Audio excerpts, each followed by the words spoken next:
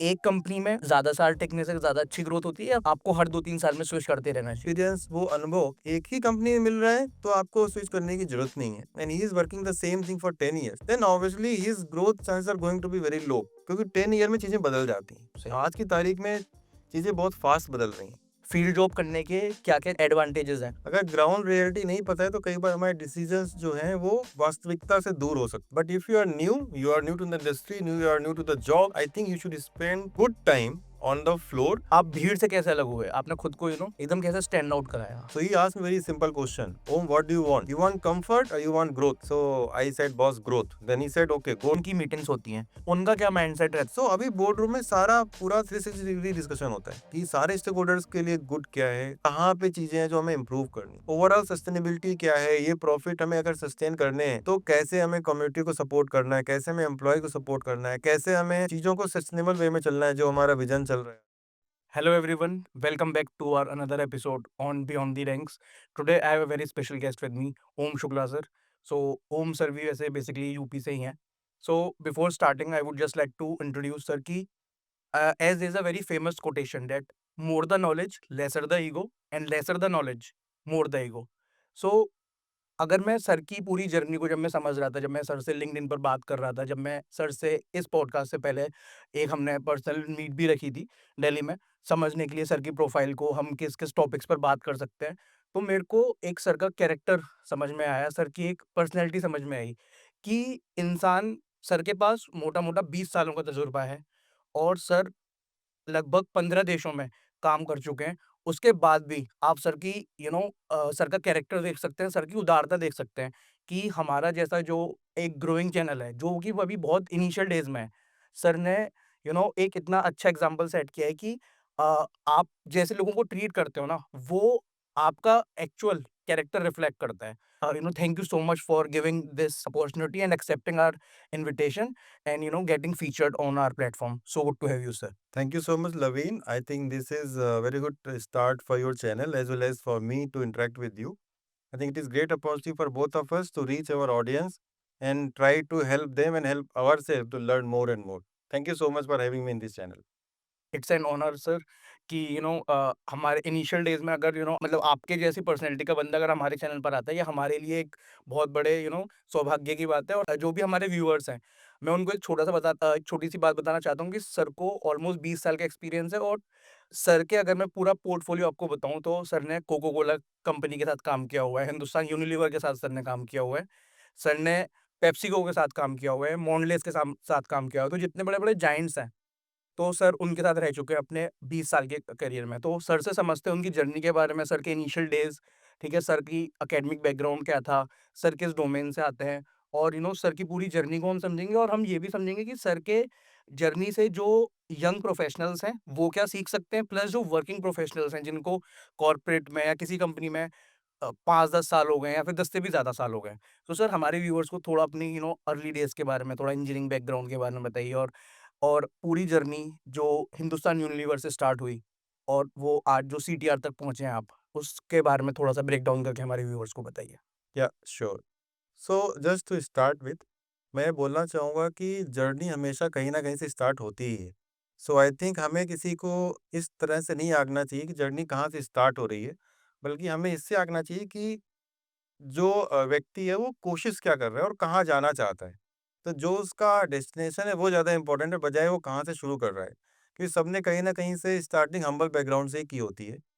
तो इसमें हमें ज़्यादा नहीं ध्यान देना चाहिए, हमें लोगों को सपोर्ट करना चाहिए to grow, and we should grow with them. As a team we should grow. That is what my mantra, to grow and to work with people.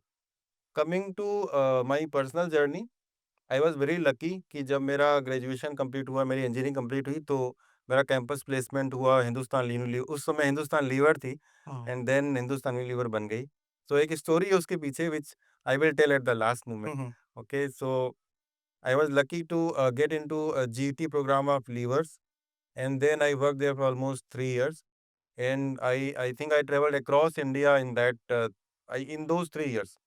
तो मैंने बॉम्बे से ज्वाइन किया, then I went to south, फिर east, फिर north और फिर middle of India.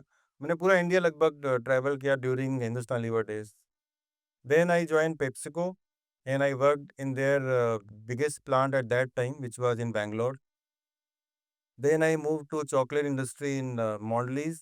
Now Mondelez, that time it was Cadbury. And then with Kingfisher beer for almost 1.5 years. And then I finally landed to my dream company, which was Coca-Cola. And I worked with Coca-Cola for almost 7 years. And I was the one who started their Qatar plant. Commissioned the plant. Then I ran it for almost 6 years. And then, due to my family requirements, I came back to India and worked with the bottler of Coca-Cola. Mhm. And then now I am to CTR, HECO CTR Group. So I would say my journey had been very challenging and very rewarding, apparently. But what I was telling you, जो मेरा बड़ा ही अच्छा अभी तक का luck रहा है कि जब मैं कंपनी जॉइन करता हूँ, तो मैं एक कंपनी जॉइन करता हूँ एंड जब मैं कंपनी छोड़ता हूँ, तो उस कंपनी का नाम बदल जाता है। तो ये बड़ा ही अच्छा स्टोरी है अभी तक मेरे करियर में। तो मैंने जॉइन किया just to no name few Hindustan Lever, HLL। But मैंने जब कंपनी लीव किया तो इट वाज़ HUL। जब मैंने जॉइन किया तो इट वाज़ पेप्सिको इंडिया। हाँ। जब मैंने छोड़ा तो इट वाज़ पेप्सिको इंटरनेशनल। फिर मैंने जॉइन की Cadbury and then it became Mondelez. Then I join Kingfisher and then it became Heineken. Then I join Coca-Cola Almana and it became GCCB, Gulf Coca-Cola Bottlers. Then I joined BVPL in Lucknow Bottler. It is still there, but it's a now bigger part of SLMG Beverages. Then I joined CTR. Now it is being taken over by HECO Group. So, so far ऐसा चल रहा है कि I join a company and it turns out that no, after some time company का नाम बदल जाता है and there has been always a bigger company or bigger entity or bigger vision. So that has been rewarding for the company. और मुझे ऐसा लगता है कि मेरे को भी इसमें सीखने के लिए बहुत कुछ मिला कि जो चेंजेस होते हैं वो हमेशा अच्छे के लिए ही होते हैं, हमें ऐसे लेना चाहिए। और इसमें चैलेंजेस भी आते हैं but we should not have fear. Challenges और चेंजेस पैरेलली चलते हैं एक्चुअली। जब चेंज हो रहा है तो you should be like no holding your ground and do the right thing for the company. और कंपनी भी आपको रिवार्ड करती है for your support. Hmm. So I think that is the journey I have been so far. Great, great. Thank you so much for telling and breaking down your journey into parts and telling our audience. तो sir इसमें ना मेरा एक follow up question आपसे ये रहेगा कि मतलब मैं ऑलमोस्ट मेरे को तो 3 साल ही हुए, इतना लंबा करियर नहीं रहा है मेरा, लेकिन मैंने अपने एक्सपीरियंस से ये देखा है कि अगर हम लिंक्डइन की बात करें तो लिंक्डइन पर ना एक डिबेट रहती है या फिर किसी भी सोशल मीडिया प्लेटफॉर्म पर कि आपको ना हर 2-3 साल में कंपनी स्विच करती रहनी चाहिए क्योंकि आपको ऑलमोस्ट 2 डिकेड्स का एक्सपीरियंस है। आपने n number of clients, n number of interviews लिए होंगे, लोगों के साथ आपने ग्रो भी किया होगा और लोगों को ग्रो होते हुए देखा होगा। तो मुझे आपसे ये समझना है कि व्हाट इज़ योर टेक कि एक कंपनी में ज़्यादा साल टिकने से ज़्यादा अच्छी ग्रोथ होती है या फिर आपको हर 2-3 साल में स्विच करते रहना चाहिए? See, there is no right or wrong question or right or wrong answer for this question. I would rather say कि आपको कंपनी स्विच करने के बारे में नहीं सोचना है। आपको ये सोचना है कि जॉब जो है वो स्विच होनी चाहिए। हुँ, व्हाट आई मीन टू से कि अगर हम एक ही काम को 10 साल तक करेंगे, तो फिर हम ये नहीं बोल सकते कि हमें 10 साल का अनुभव है। देन अब जनरली बोला जाता है ना कि if you are having one job and one experience for 10 times, then you have one experience only. तो you should have your numbers count with diversified experience. तो अगर आपको एक्सपीरियंस वो अनुभव एक ही कंपनी में मिल रहा है तो आपको स्विच करने की जरूरत नहीं है। अगर आपको लग रहा है कि आप एक जगह पे बहुत ही नो स्टेबल हो गए हो, which is good, but sometimes आपको ज्यादा स्टेबल नहीं होना है। क्योंकि फिर क्या होता है, आप चेंज को एक्सेप्ट नहीं कर पाते हो। आपकी वो होता है ना, आज की इंडस्ट्री में बोला जाता है कि being vulnerable is a requirement. Hmm, जबकि आज से 10 साल बाद 10 साल पहले being vulnerable was a problem, but today that is the character which people need, कि आपको वल्नरेबल होना है। People should be able to see your vulnerabilities, क्योंकि इससे पता चलता है कि आप ग्रोथ के लिए ओके हो, ग्रोथ के लिए तैयार हो। हुँ, पहले ऐसा नहीं था। तो मेरा कहना है कि जॉब स्विच करना इम्पोर्टेंट है, अगर आपको लगता है कि आप कहीं पे एकदम स्टेबल हो गए हो और you are not developing your skills, not honing your new skills और not getting new like no you can say not only skill but the experience. For example, अगर कोई क्लर्क है and he is working the same thing for 10 years, then obviously his growth chances are going to be very low, क्योंकि 10 year में चीजें बदल जाती हैं। सही। आज की तारीख में चीजें बहुत फास्ट बदल रही हैं। So we should be always keep ourselves at the edge. कि अगर कुछ नया है then we should be able to learn it. अगर वो जॉब में नहीं मिल रहा है then you there is no harm in changing job. So जब मैं इंटरव्यू लेता हूँ या जब किसी से इंटरैक्ट करता हूँ, तो I don't mind if somebody has changed job in every 3 year, 4 year, but I do ask the question what was the reason. और जनरली वी कैन सेंस कि ये क्वेश्चन का आंसर ये फेक है या ये जेन्युइन आंसर है। Hmm, hmm, basis on that we decide कि what we should take, like no what should we do with that candidate and how should we take that change. But it is not a crime to change job. Hmm, I have done myself and I think you will do also, but hmm, hmm, we should be only like no true to ourselves. Why are we changing job? Is it only because of the changes? Just I want to change, or there is a logic behind it? Like, hmm. no, is it growth or is it monetary or is it something like family? Then it is okay. There is no harm. So guys आगे बढ़ने से पहले मैं आपको बताना चाहता हूँ कि this video is sponsored by GreyB. So मैं ग्रेवी के बारे में बताने से पहले 1 मिनट में आपको ये बताना चाहता हूँ कि जो हमारी कंपनी के फाउंडर हैं, director and founder Deepak Sayal sir, उन्होंने हमें स्पॉन्सरशिप देने के लिए वो क्यों राज़ी हुए? क्योंकि इसका सबसे बड़ा रीज़न था कि दीपक ऑलवेज़ प्रमोट्स क्रिएटिव माइंड्स। उनका ग्रेवी का और उनका हमेशा से ये माइंडसेट रहा है कि यार they want to uplift the people who always believes in the power of creativity, power of innovation, and GreyB का एक टैगलाइन भी है, सक्सेस मंत्रा भी है, be curious, be passionate. And वो जो भी टेक लवर्स होते हैं, साइंस लवर्स होते हैं, वो उनको हमेशा अपलिफ्ट करते हैं, हमेशा प्रमोट करते हैं। और उनका एक बहुत फेमस कोट भी है कि creativity is a game of connections in our brain. So जिस तरह से बियॉन्ड द रैंक्स उन लोगों को हेल्प करता है पॉडकास्ट के थ्रू, टियर 2, टियर 3 सिटीज़ में जो लोग ग्रेजुएट्स बैठे हुए हैं या यंग स्टूडेंट्स बैठे हुए हैं, हम अपने पॉडकास्ट के थ्रू ऐसे हसलर्स की जर्नी कवर करते हैं, जिनसे उन स्टूडेंट्स को, एस्पिरेंट्स को थोड़ी-सी गाइडेंस मिले, करियर रोड मैप के बारे में पता चले, रेलेवेंट स्किल सेट्स के बारे में पता चले, कॉर्पोरेट में क्या-क्या चल रहा है, उसके बारे में पता चले।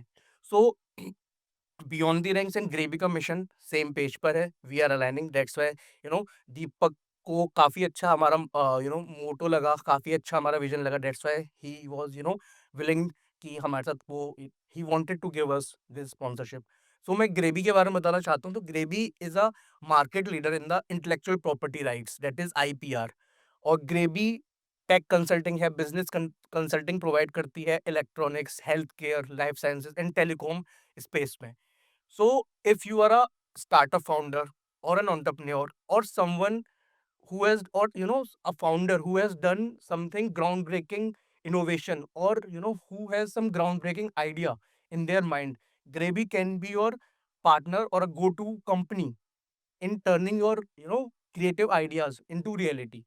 So in the last, I would like to say thanks to Gravy and Deepak sir from the bottom of my heart for sponsoring this video, and for seeing that zeal and seeing that creativity in our channel, and supporting us. Thank you for the detailed response sir. यहाँ पर मेरे को ये समझना है, क्योंकि जैसे आपने स्टार्टिंग में बताया कि आप हिंदुस्तान यूनिलीवर के साथ जब एसोसिएटेड थे, तब आपने काफ़ी ज़्यादा फ्रिक्वेंटली ट्रैवल किया और इंडिया के अलग अलग कोने में आपने काम किया। तो मेरे को ये समझना है कि आज की डेट में, क्योंकि पोस्ट कोविड लोग हाइब्रिड मोड पर शिफ्ट हो रहे हैं, प्लस वर्क फ्रॉम होम में शिफ्ट हो रहे हैं, तो फील्ड जॉब की इम्पोर्टेंस या सिग्निफिकेंस कम होता जा रहा है। और आप यंगस्टर्स को क्या एडवाइस देना चाहते हैं कि फील्ड जॉब करने के क्या-क्या एडवांटेजेस हैं? और फील्ड जॉब का अगर मैं एक्सपीरियंस काउंट करूँ, तो उस एक्सपीरियंस ने आपकी ओवरऑल पर्सनैलिटी को और करियर को कैसे shape the? I would rather go back 10 to 20 years back when IT was like no growing sector. Hmm, So तब क्या था, फील्ड जॉब वाज मस्त। ठीक है, तब फील्ड जॉब से ही लोग सीखते थे और आगे बढ़ते थे। अब क्योंकि आईटी सेक्टर काफ़ी आगे आ चुका है, ग्रो हो चुका है और आईटी इनेबल्ड सर्विसेज काफ़ी ग्रो हो चुकी हैं। सो आई वुड नॉट से कि वर्क फ्रॉम होम कोई गलत चीज़ है, work from home is good. But मैं बोलूँगा कि फिर भी हमें फील्ड पे जाना चाहिए, क्योंकि होता क्या है कि फील्ड में we go to the field to learn on the ground. अगर आप आर्मी का भी एग्ज़ाम्पल लो, तो जनरल्स जो बनते हैं, पहले उनको ग्राउंड पे जाके देखना होता है, चीज़ें कैसे मूव होती हैं।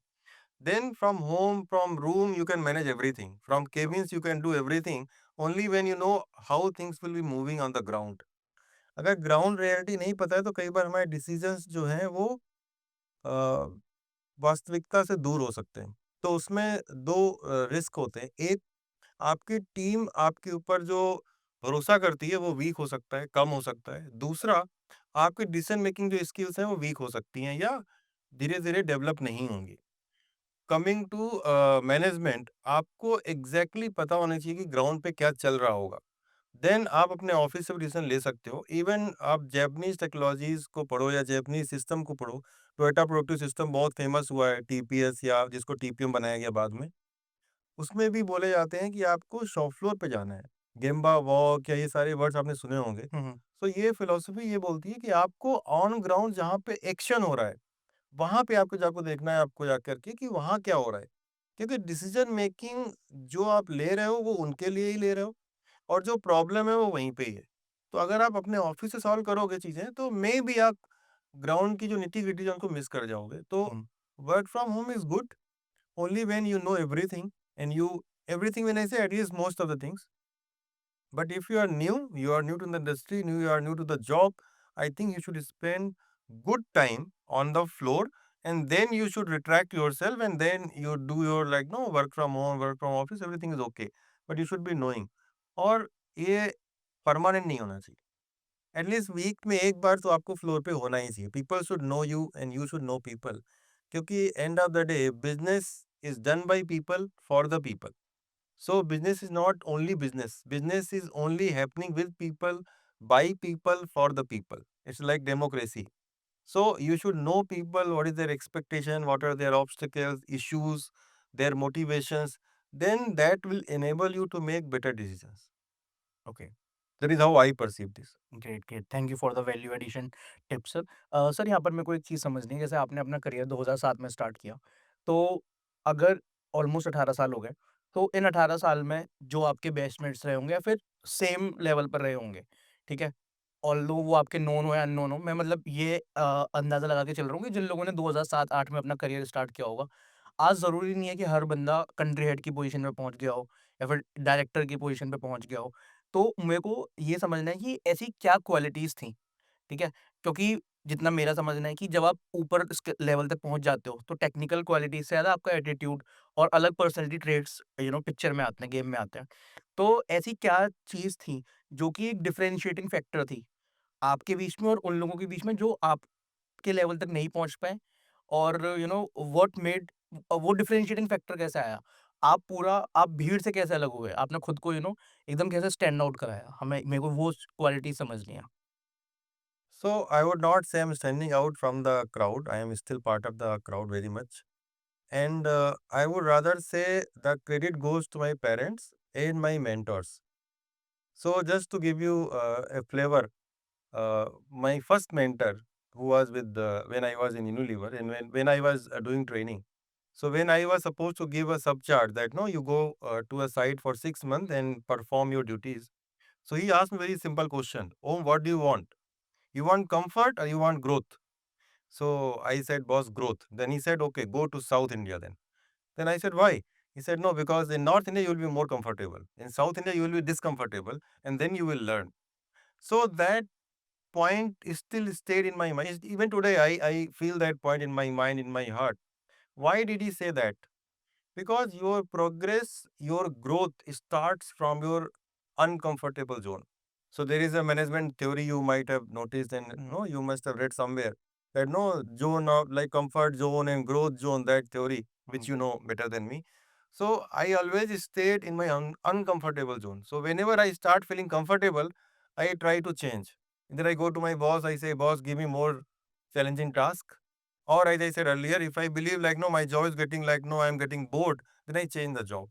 हुँ, So in my interviews, always I tell to my seniors or who are interacting with me that unless until I get bored in my job, I'll not leave the company because I always want a challenging job, challenging role where I need to test myself every time.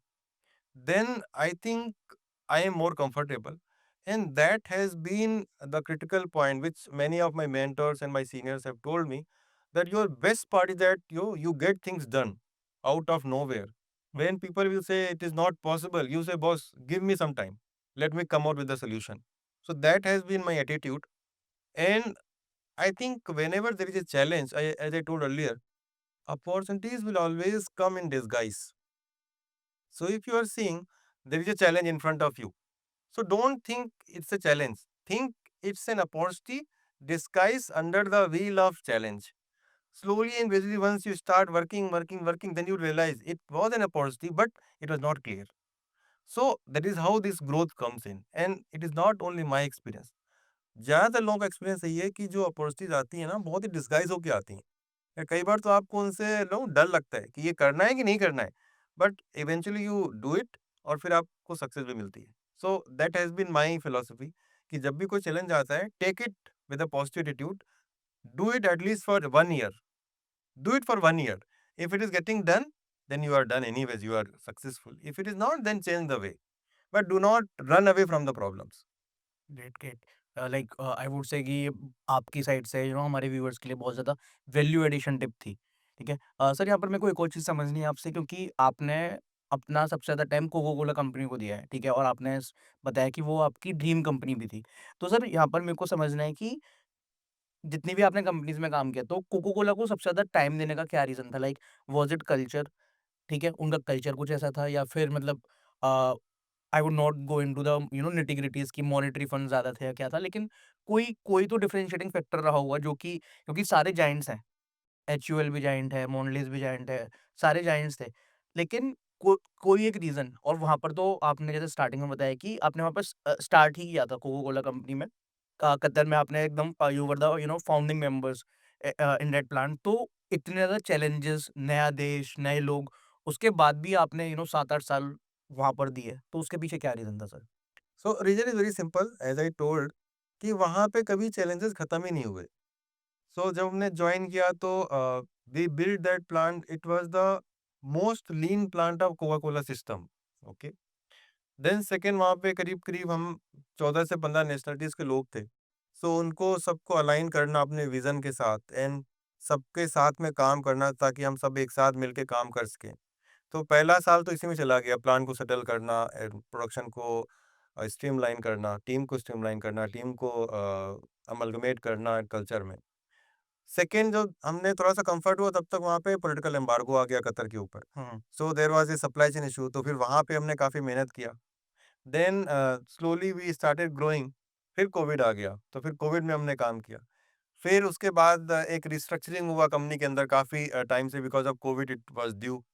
So there were always some or the other challenges, and I was loving challenges. So मेरे को भी वहाँ अच्छा लगता रहा। When I started feeling, और मेरा family को लगा कि नहीं, I should be coming back to India, then I took that call. Otherwise, if you ask me, I would have stayed there for next 5-10 years. I was like no loving that job so much. Hmm, hmm. So I think that was the one reason कि challenges बहुत ज़्यादा थे and बहुत ज़्यादा learning थी. Second, Coca-Cola as a company is very good in terms of developing talents. So they provide you lot of challenges, lot of opportunities, as well as they support you to demonstrate your leadership. And then you have lot of learning opportunities. And financially, I would not say much because financially all companies are paying well today. No MNC or no big Indian company is cutting those no small things. Everybody is no making sure that no employees are comfortable, they are doing well, they are being taken care of for small things. So I don't think that is the deciding factor. But that was the main reason, culture. I would say three major points: culture, growth opportunities, and challenges. Those made me to stay there for a longer time. Great, great. Thank you so much sir. Sir यहाँ पर मेरे को एक चीज़ समझनी है, जैसे अभी आप कंट्री हेड पोजीशन पर हैं सीटीआर में।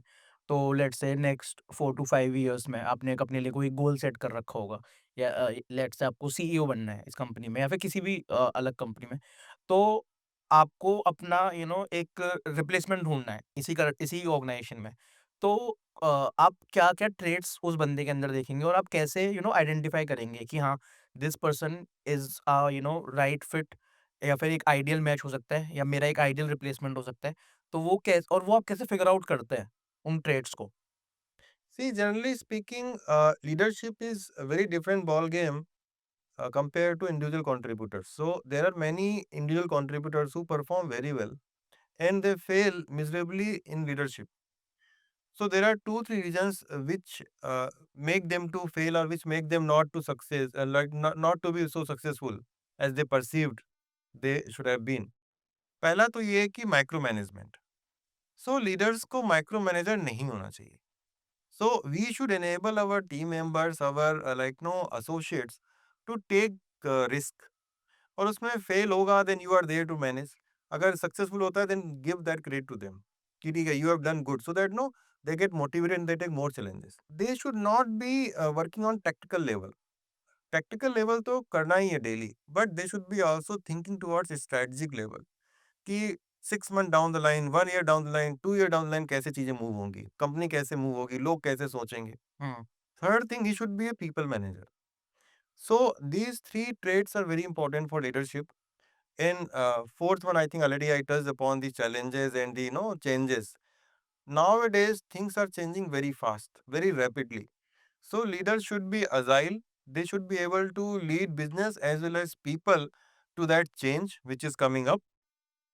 So I think these 4 or 5 skills, like no, not to be a micromanager, leading people well, be ready for the new challenges, and being strategic as well as tactical, because team will need you sometimes to be at a tactical level. So we should be able to support them on tactical level, but we should keep our eye on the strategy. What was the strategy which we are working upon? What we should be marching towards great. 1 year down, 2 year, 3 year down the line. Hmm, So I would say those skills I believe are critical. Okay sir, okay, thank you so much. Sir यहाँ पर मेरे को एक और चीज़ समझनी है कि let's say आपने अपने पूरे एक्सपीरियंस में कई ऐसे मौके आए होंगे कि क्योंकि जब आपके क्लैशेस हुए होंगे, लेट्स से या तो किसी पीयर से हो गया हो क्लैश या एचआर से किसी बात पर आप एचआर किसी बात पर नहीं मानी हो आपकी या फिर किसी हायर मैनेजमेंट से हो गया हो कोई क्लैश। सो उस सिचुएशन में आप खुद को काम डाउन कैसे करते हो? क्योंकि कई बार ऐसा होता है कि लोग एंगर में इम्पल्सिव डिसीज़न ले लेते हैं on the heat of the moment. तो क्योंकि ऐसे सिनेरियोज़ 18 साल में I believe n number of times आए होंगे कि यार अभी आज ही रिज़ाइन कर देता हूँ। और आजकल के जो ज़ेन ज़ी जनरेशन आ रही है, ठीक है? या फिर जो हमारे जैसे जो 90s बोर्न किड भी हैं, उनके अंदर भी गुस्सा कूट-कूट के भरा हुआ है। तो उन लोगों के लिए आपके क्या प्रैक्टिकल टिप्स रहेंगे कि आप अपने एंगर को कैसे काम डाउन कर सकते हो? कैसे स्ट्रैटेजिकली सोच सकते हो उस हीट ऑफ द मोमेंट में, पहला। दूसरा ये कि जब लेट्स से आप किसी एक पॉइंट पर एग्री नहीं कर रहे हो अपने पीयर, एचआर या फिर हायर मैनेजमेंट से, तो उस फ़ेज़ में आप खुद को उस फ़ेज़ में आप खुद को कैसे समझाते हो कि यार नहीं, ये ठीक डिसीज़न लिया है मेरे सीनियर्स ने या फिर मेरे एचआर ने भी? उसके बारे में थोड़ा-सा बताइए। See, you have asked 2 3 questions, okay? So first question, जब भी कोई कॉन्फ्लिक्ट होता है, so don't take it personally. First and foremost, conflicts business के लिए हो रहे हैं, बिजनेस डिसीजंस के लिए हो रहे हैं या किसी एक्टिविटी के लिए हो रहे हैं। So nothing is personal in business, ठीक है, everything is business. So personally नहीं लेना है। अगर कोई कॉन्फ्लिक्ट हुआ है, so just think over, is it because of the issue और is it because of the behaviour. If it is because of the behaviour और आपसे कोई गलती हुई है, then try to know man no rectify it. अगर किसी दूसरे से हुई है, then talk to him one to one if possible, or you can talk to your boss also that we need to talk to him. He has done wrong with me, or he has talked wrong or written wrong. आजकल mail पे कई बार होता है सब कुछ। I have also face, मैंने भी कई बार ये सब फेस किया है, खुद भी किया है और दूसरों ने भी किया है। It is part of learning curve, हम लोग धीरे धीरे सीखते हैं इसमें। But that does not make somebody to resign. Resignation is a very different ball game, ठीक है ना? सो वो सॉल्व हो सकता है। Conflicts will be always there, क्योंकि सबकी प्रायोरिटीज डिफरेंट हैं। आजकल नेटवर्क ऑर्गेनाइजेशंस हैं, वर्टिकल फंक्शनल लाइन रिपोर्टिंग है, फंक्शनल रिपोर्टिंग है, डायरेक्ट रिपोर्टिंग है, डॉटेड लाइन रिपोर्टिंग है, कॉन्टिनेंट वाइज रिपोर्टिंग है, एशिया पैसिफिक रिपोर्टिंग है, बहुत सारी रिपोर्टिंग्स है आजकल। तो सबके प्रायोरिटीज अलग हैं। तो कॉन्फ्लिक्ट्स होंगे, पार्ट ऑफ लाइफ है, इनको रिजॉल्व करना है और आगे बढ़ना है, ठीक है? दूसरा, अगर ऐसा कुछ होता है, तो मेरा मानना है कि अगर आप रेजिग्नेशन के लिए सोच रहे हो, then give yourself 1 year in any job. अगर आपको लग रहा है जनवरी 25 में मुझे रिज़ाइन करना चाहिए इस नौकरी से या इस जॉब से, then give 1 year time and in 1 year try best from your side, कि अगर मुझे जॉब छोड़नी है, तो मुझे अपनी तरफ से बेस्ट करना है। अगर 1 ईयर में आपको लगता है कि मैंने अपना बेस्ट कर लिया, I have nothing to do better, और फिर भी आपको लग रहा है डिसीजन आपका यही है कि नहीं मुझे रिज़ाइन करना है, then resign it. Otherwise, I think 1 year is a good time to understand the situation, company की सिचुएशन क्या है, टीम की सिचुएशन क्या है, मे बी बॉस आपका नया है या मे बी कोलीग आपका नया है and he is still like no trying to understand the culture. So it should not be in a day, it should be at least 1 year. अगर आपका कोई छोटा इश्यू है जो वीकली या मंथली वाला इश्यू है, then give yourself maybe weekend 2 days, 3 days. बहुत ज़्यादा लगता है then take week off, take day off हुँ, एंड देन थिंक ओवर। अगर आपको लगता है नहीं ये इश्यू मैं कैरी कर रहा हूँ, मेरी फैमिली लाइफ को डिस्टर्ब कर रहा है, then talk to your family कि what is the problem? I think solutions possible हैं. We should reflect upon the issues. We should not react and resign. Resign is not a solution. क्योंकि आपका ऐसा नहीं है ना, कोई गारंटी नहीं है कि इस कंपनी की प्रॉब्लम अगली कंपनी में नहीं मिलेगी। सही बात। कोई गारंटी नहीं है। सो प्रॉब्लम्स हैं, उनको रिज़ॉल्व करना है। कंपनी का प्रॉब्लम नहीं है, प्रॉब्लम लोगों का है। हुँ, क्योंकि हम बोलते हैं नहीं वो कंपनी का प्रॉब्लम है। कंपनी तो कुछ करती ही नहीं है ना, हुँ, कंपनी के एग्ज़ीक्यूटिव्स करते हैं। सही बात। तो प्रॉब्लम लोगों का है, कंपनी का नहीं है। सो कंपनी तो आप बदलते रहोगे, लोग वही मिल गए आपको तो फिर क्या करोगे? आपका बॉस यहाँ से आप गए छोड़ के वहाँ मिल गया तो फिर क्या करोगे? तो कितना बदलोगे? सो कंपनी बदलने का फ़ायदा नहीं है। दैट इज़ स्ट्रैटेजिक डिसीज़न कि आपको कंपनी बदलना ही है तो देन इट्स ओके। अदरवाइज़ आपको इश्यूज़ को सॉल्व करना है। And one more tip because we are talking on this subject, आप कभी भी जॉब चेंज करने के लिए जॉब मत चेंज करो। जॉब तब चेंज करो जब सब लोग सोचो कि अभी बंदा कहीं नहीं जाने वाला है, then change the job because then you will get the best offer क्योंकि आप तब पैनिक नहीं हो, आप तब जॉब के लिए भाग नहीं रहे हो, you are comfortable, so you can negotiate well कि बॉस मेरे को कोई इश्यू नहीं है, I am good here, if you can give me this offer, this position, this decision, this salary which you want to get, then move, otherwise से boss I am fine, I don't want to move. उस time company को ही पता होता है कि I am hiring a employee, an executive, an employee who is well deserved, who is well content, who is performing well, and he wants to move because we want him, not because he wants us. So the negotiation is totally different. Now company is negotiating with you are not negotiating with the company. Generally क्या होता है आप job change करते हो you just move with the no single digit percentage which is useless that you will get anyways in a company. So आप तब job change करो, आप तब रिज़ाइन करो जब आपको लगता है कि अब सब कुछ ठीक है, now I should move for the next challenge, next step. So movement should be step change movement, it should not be like no just 5, 10, 15%, that is like no you are wasting yourself, that's it. मतलब thank you so much sir, मतलब ये आपने ना अलग ही perspective add किया आज। ये मैंने भी अपने 3 साल के करियर में कभी नहीं सोचा था कि ये भी एक पर्सपेक्टिव हो सकता है। तो यही फ़ायदा है कि हम जब इतने एक्सपीरियंस्ड सीनियर से बात करते हैं। सर यहाँ पर मेरे को एक चीज़ समझनी है, छोटा-सा ही क्वेश्चन था कि आपने ऑब्वियसली हार्श फीडबैक दिए भी होंगे, लिए भी होंगे अपने टेन्योर में।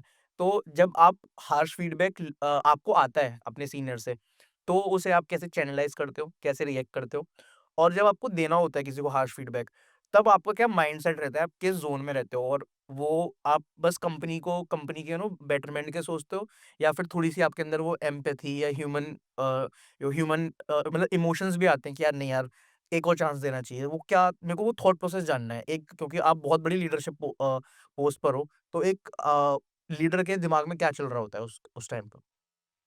Yeah, so you are right. I have hired many people, I have fired also many people, and I have given a lot of uh, not so good feedbacks, and I have also received not so good feedbacks, even bad feedback sometimes. So I work in this way. So whenever I get a feedback from anyone, be my senior or my junior, even my colleague, I never react. So whenever I get feedback, I say fine. I received your feedback. Give me some time to absorb. That time I try to reflect on the feedback. Whatever feedback I have received, is it right? Is it not right?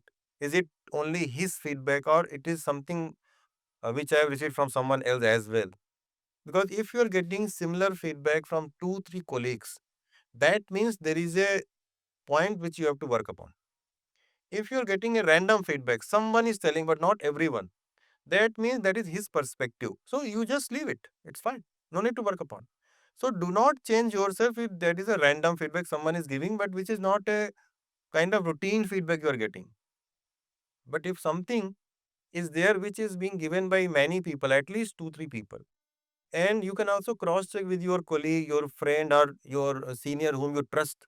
that, no, I received this feedback. What do you think? Is it something right or something? You can even talk to your wife. She can also support you. You can talk to your kids. You can talk to your parents. That I got this feedback. Do you think this is right? And if they say, yeah, I think no, may not be 100%, but yeah, 50%, 30%, this is no, this is how it is. Then you need to work upon. And if it is negative, you need to work upon more rigorously, because you have to change, you have to grow in your career. If it is positive feedback, then obviously you have to, carry it on. This is getting feedback. Giving feedback, I believe the most critical point is that whenever you are giving feedback, do not become emotional. Okay.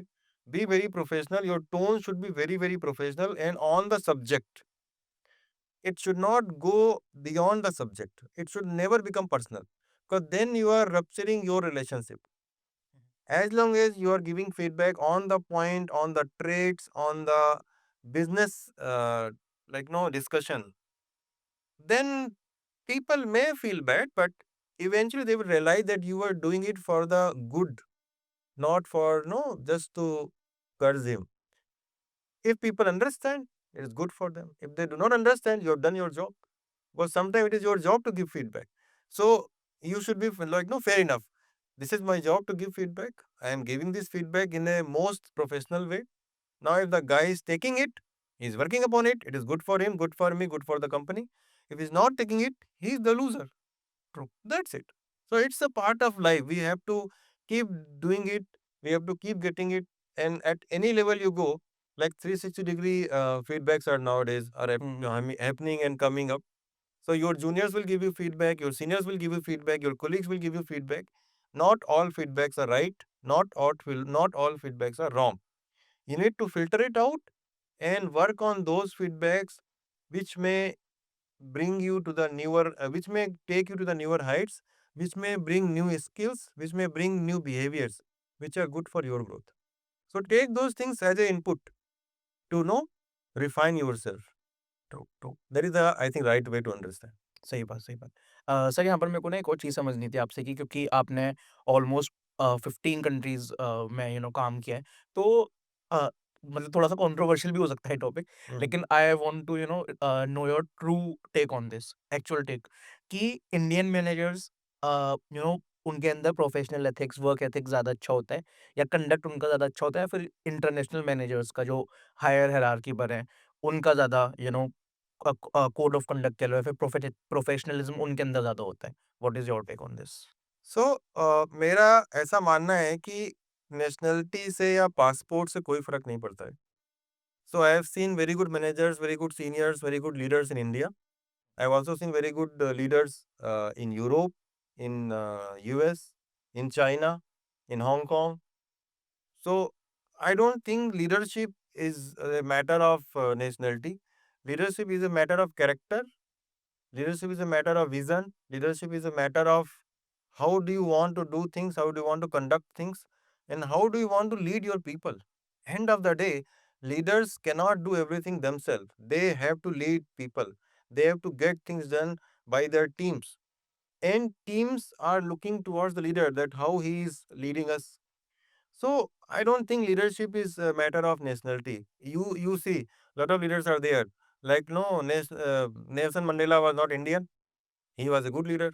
Narendra Modi, our beloved Prime Minister, he is Indian and he is a great leader.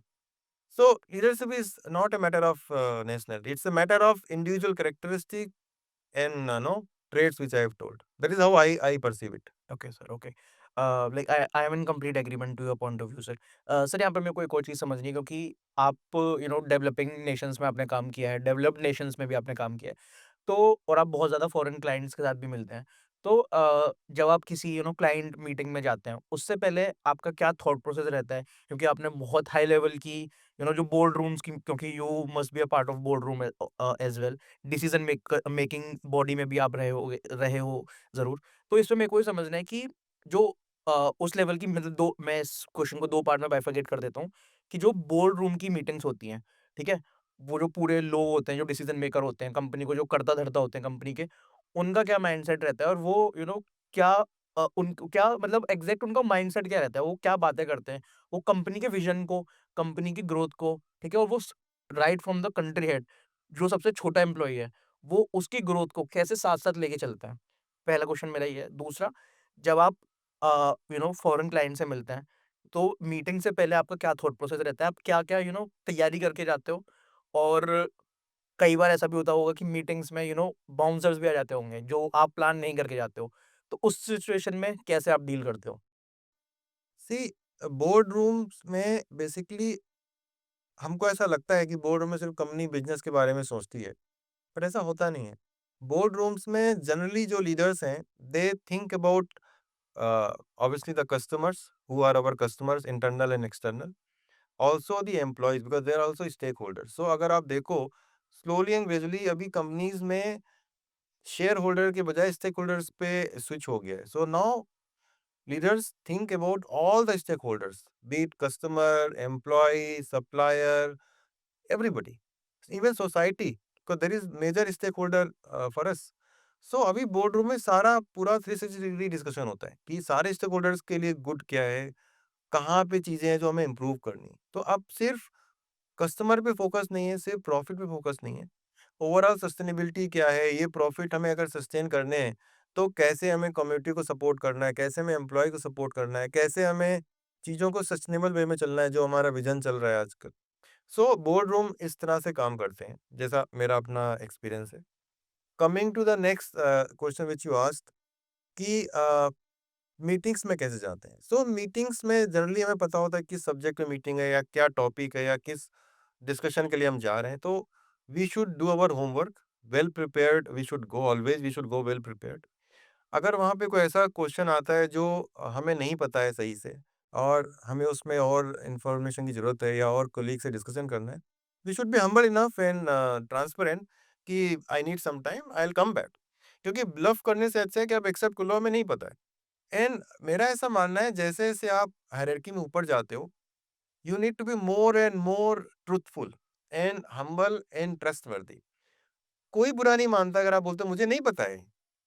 ठीक है, मुझे सब कुछ नहीं पता है. No one knows everything. आपको humbly accept करना है कि I don't know this but give me some time, maybe a week और maybe 10 days. I will go back to my team. I will find out the solution. I will find out the answer. I will come back to you. And I have never seen anyone saying though no I can't give you any time. People से fine, give time. Hmm. So I think that is the right strategy. आपको मतलब panic नहीं करना है कि अरे इस question का तो आंसर नहीं पता. It's fine. If you don't know the answer, it's fine. You can always go back to your people and your team members who knows the answer, and you can connect with them and come back. That's fine. So we should be always truthful. That is the right way. That is what I believe is the right way. Okay, thank you so much sir for this detailed response. Sir यहाँ पर ना मेरे को एक और चीज़ समझनी है, क्योंकि आपने बेवरेजेस इंडस्ट्री में बहुत ज़्यादा टाइम दिया है खुद को, बहुत ज़्यादा एफर्ट्स लगाए हैं। तो यहाँ पर मुझे समझना है, क्योंकि बेवरेज इंडस्ट्री में बहुत ज़्यादा कट थ्रोट कॉम्पिटिशन है, ठीक है? तो आज आपके अकॉर्डिंग आपका क्या टेक है इस पर कि जो आर-एन-डी या जो इनोवेशन है, लेट्स से मैं एक छोटा-सा एग्ज़ाम्पल देता हूँ, जैसे नोकिया या फिर ब्लैकबेरी, जो कंपनी जो मोबाइल इंडस्ट्री में थी, तो जिन्होंने खुद को इवॉल्व नहीं किया, खुद को अपडेट नहीं किया और टाइम के साथ नहीं बदले, तो वो आज मार्केट में वो एक्सिस्ट ही नहीं कर रहे। बहुत सारी कंपनीज़ हैं, माइक्रोमैक्स हो गई, मोटोरोला। मोटोरोला तो फिर भी अभी रिवाइव कर रही है। तो मुझे इसमें समझना है कि किसी भी इंडस्ट्री में और स्पेशली बेवरेज इंडस्ट्री में आर-एन-डी का, इनोवेशन का कितना सिग्निफिकेंट रोल है और कैसे एक आर-एन-डी आपके पूरे बिज़नेस ग्रोथ को, पूरे बिज़नेस एक्सपेंशन को कैसे अफ़ेक्ट करती है सर? See, R&D का बहुत बड़ा रोल है. अगर आप डिपार्टमेंट्स में जाओ, सो ऑपरेशंस आपको करेंटली रन करने में सपोर्ट करता है. करेंटली रन करता है in fact. Okay. So sales and operation is running your business today. R&D will run your business tomorrow. ठीक है, तो वो फ्यूचर के लिए है. Marketing is no keeping like no links between these two. क्योंकि वो कस्टमर के पास है, मार्केट के पास है. उनको पता है ट्रेंड किस साइड में जा रहा है, कस्टमर की नीड्स किस डायरेक्शन में जा रही हैं. सो दे गिव फीडबैक कि भाई मार्केट इस साइड में मूव हो रहा है, कस्टमर इस साइड में जा रहा है. So those inputs are essential for R&D to know start working on those things. Operations उन इनपुट्स को लेकर के करेंटली जो पॉसिबल है वो कर सकता है, but beyond the limit they can not. Okay. वहां पे R&D चाहिए आपको. You need that research and no development support from the hmm, back end. So R&D is very critical. अगर आप देखो, if no, I can take example of Coca-Cola.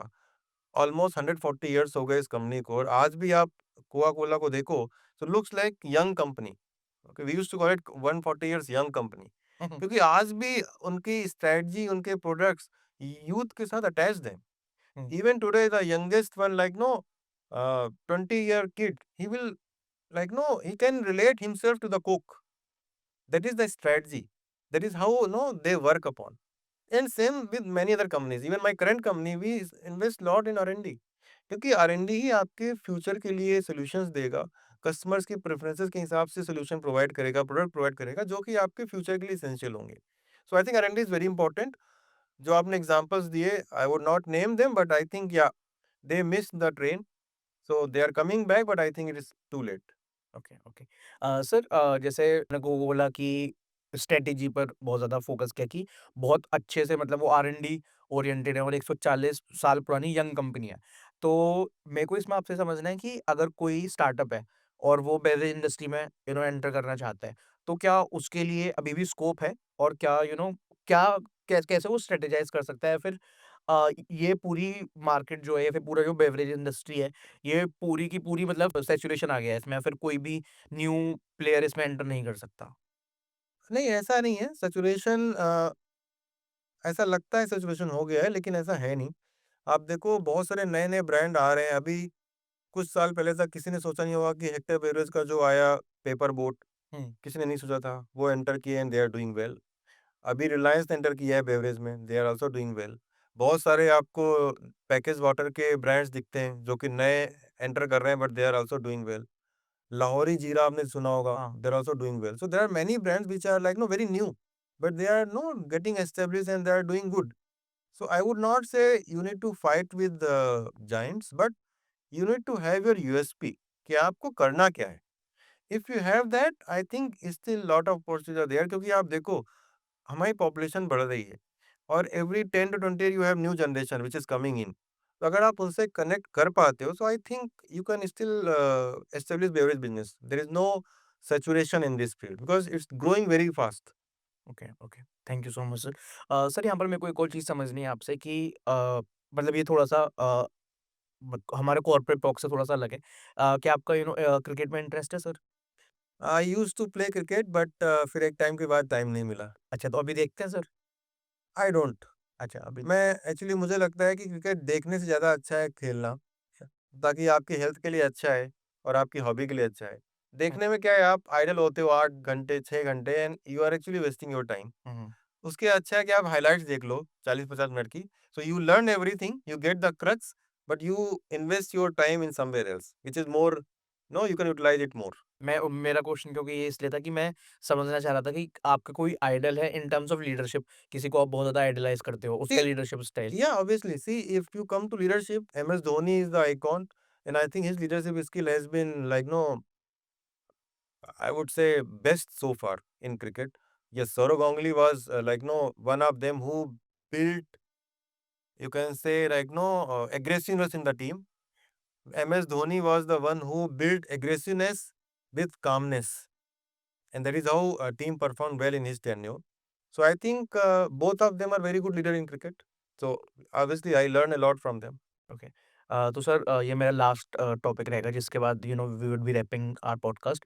मेरे को समझना है कि अभी जो आपका करंट रोल है सीटीआर में क्योंकि आप कंट्री हेड हैं, तो पूरा बिज़नेस ड्राइव करना, बिज़नेस को एक्सपेंड करना ये आपकी डे टू डे रिस्पॉन्सिबिलिटीज़ का पार्ट होगा। तो सर इसके बारे में थोड़ा-सा बताइए कि थोड़ा-सा निटी-ग्रिटीज़ में नहीं आना, कोई हम फाइनेंसेस नहीं समझना चाहते फॉर ऑब्वियस रीज़न्स। लेकिन मैं बस आपका थॉट प्रोसेस जानना चाहता हूँ कि क्योंकि अभी आपकी कंपनी इंडिया में दे आर स्प्रेडिंग वो एक्सपेंड कर रहे हैं अपना बिजनेस। तो एक कंट्री हेड की क्या-क्या रिस्पॉन्सिबिलिटीज़ रहती हैं? कैसा एक दिन दिखता है कंट्री हेड की लाइफ में? प्लस जैसे आजकल सर नॉर्मल लोग भी ना बहुत ज़्यादा स्ट्रेस ले रहे हैं। पिछले कुछ सालों में हमने बहुत ज़्यादा सुसाइड के केसेस सुने हैं, ठीक है? तो हम सुसाइड पर आपका टेक नहीं जान रहे, लेकिन मेरे को समझना है कि आपने 20 साल दिए हैं, बहुत ज़्यादा स्ट्रेसफुल दिन भी आए होंगे आपकी लाइफ में, just because of your job और आज भी बहुत स्ट्रेस रहती होगी, इतना ट्रैवल, इतना काम, बिज़नेस एक्सपेंशन, हर चीज़ और बिज़नेस को ग्रो करना, पैसे लाना। तो आप कैसे स्ट्रेस मैनेजमेंट करते हैं और आज के यूथ को और जो वर्किंग प्रोफेशनल्स हैं, उनको आप क्या आपका क्या क्या मैसेज है कि आप स्ट्रेस को कैसे मैनेज कर सकते हैं? See, स्ट्रेस तो आता है, it in I think that is very natural. वो तो अगर घर में भी है तब भी आपको स्ट्रेस आएगा, क्योंकि स्ट्रेसफुल सिचुएशन कहीं भी हो सकती है। तो मुझे लगता है कि स्ट्रेस आना बड़ी समस्या नहीं है, जो प्रॉब्लम है वो है स्ट्रेस को कैसे आपको हैंडल करना है एंड कैसे आपको उसके बाहर आना है। तो स्ट्रेस के लिए मेरा पॉइंट ये होगा कि आपको अपने हेल्पलाइन्स आइडेंटिफाई करनी है कि what kind of stress you can manage with whom। For example अगर आपको स्ट्रेस है कि आपकी लाइफ में कोई बिजनेस प्रॉब्लम है, then you should be having some mentors कि उनको जाके आप बोल सको कि boss this is the problem, know how to handle this issue. And those can be in your current company as well in your previous company, and they may not be from the company, maybe from your college, maybe from your professional network, and you should have those people in your network, your helplines. Okay.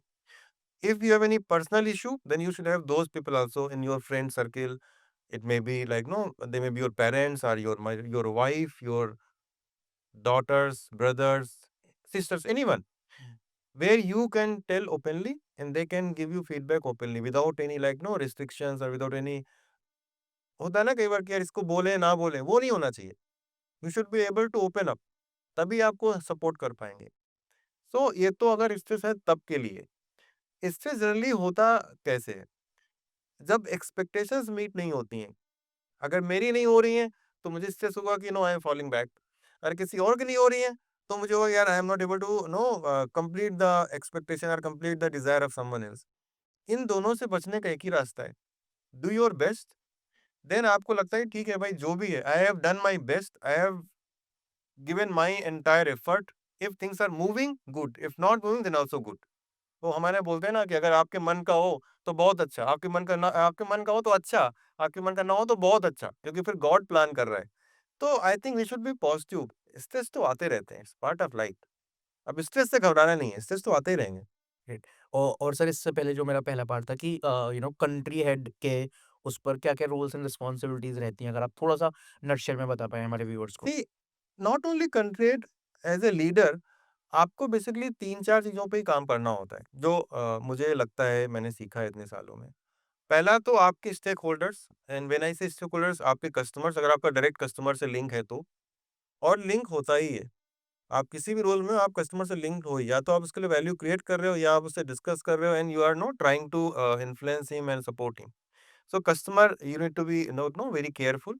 You should like respectfully treat them well and also understand their if any challenges or if there is any gap or is there any, if there is any expectation, then you should be able to try to convince them and support them in their own like no requirements. Second is your employees, because your employees are running your business. You are not. So you are not running your business alone. You are running your business through your employees. So you need to take care of them, their expectations, their motivations, their problems, how to help them out in that.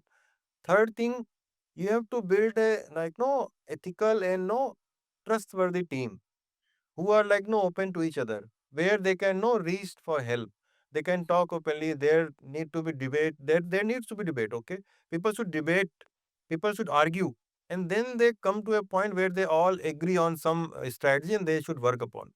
So I believe these 3 4 things are important, and these things has to be ensured by the leader, that in my team discussions are happening, they are opening up with each other, they are going for drinks, they are going for dinner, they are going for lunch with each other. They are like, no, they are not working in silos. I think if you take care of your customer, you take care of your employee, you take care of your teams, and you build a ethical and trustworthy and reliable company, reliable team, everything goes in well. No problem. Everything goes in the right direction. So thank you so much sir for this detailed response and I believe like we are good to wrap this session up और मतलब काफ़ी ज़्यादा मेरे लिए personally किसी ऐसे like मेरा पहली बार किसी इतने ज़्यादा सीनियर मेंबर से बात करना वो भी जिसके पास इतना ज़्यादा एक्सपीरियंस है प्लस सर का जो मैं जिस चीज़ का मैं सर का फैन बना हूँ ना वो है सर की सादगी वो सर का कैरेक्टर और like how he is treating मतलब मैं सर के साथ फ़ॉलो अप कर रहा था लिंक्डइन पर, हम एक बार मिले भी। अब पॉडकास्ट से पहले हमने थोड़ी बहुत मैंने और सचिन ने हमने बात की कि हम किस-किस टॉपिक पर बात कर सकते हैं। सर ने हमारे हमारे इनिशिएटिव को पॉडकास्ट इनिशिएटिव को समझा कि क्या पेन पॉइंट है, आप क्या कि कौन-सी ऑडियंस को आप कैटर कर रहे हो। तो पूरा इन डेप्थ हमने डिस्कशन किया, उसके बाद आज हमने बहुत ज़्यादा फ्रूटफुल डिस्कशन किया ये। तो जो मेरे को सर से सबसे ज़्यादा सीखने के लिए मिला है, वो यही है कि जैसे-जैसे आप you should be very very much genuine और आपको ना हमेशा रियल रहना पड़ता है लाइफ में अगर आपको ग्रो करना है। आप जितना ज़्यादा प्रिटेंड करोगे, जितना ज़्यादा फेक रहोगे ना, आपकी ग्रोथ के चांसेस उतने ही कम है और अपॉर्च्युनिटीज़ आपके दरवाज़े पर दस्तक देंगी। वो आपके ऊपर है, आप उसे कैसे ग्रैब कर रहे हो या फिर उसे कैसे जाने दे रहे हो। और लाइफ में बहुत ज़्यादा इम्पल्सिव होके डिसीज़न नहीं लेने हैं हमें। जो चीज़ हो सकती है कि किसी और के लिए स्ट्रेस है, अगर हमारे अंदर वो ठहराव है, तो वो चीज़ हमें अफ़ेक्ट ही नहीं करेगी।